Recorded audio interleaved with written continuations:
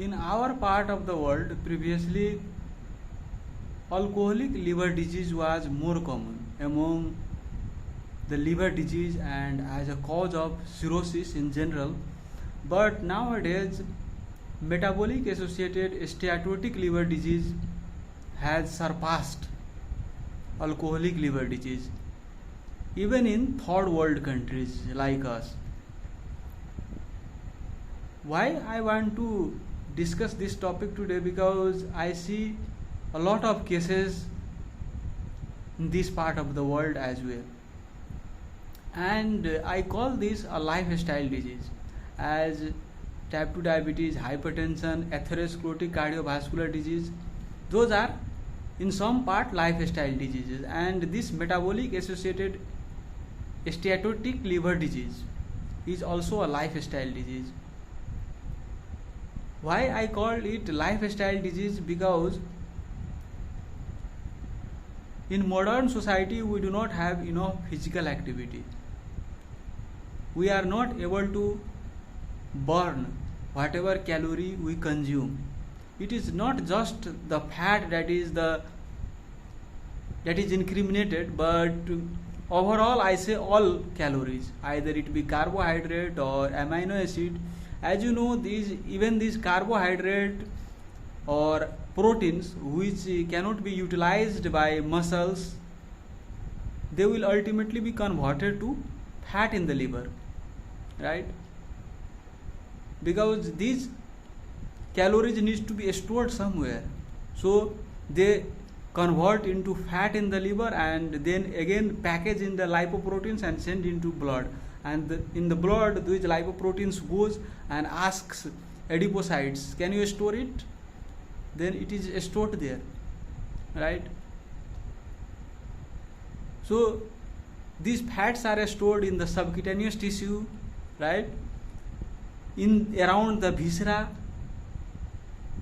and when these fats starts getting stored in the liver cells, then we call this metabolic associated steatotic liver disease. Steatotic means fat.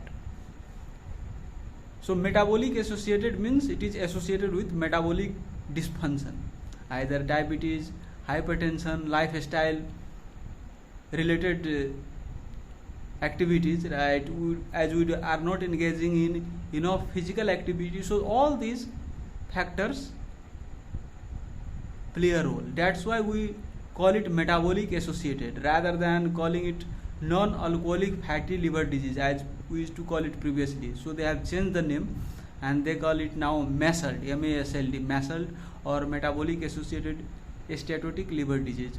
Steatotic means fat, as I already told you.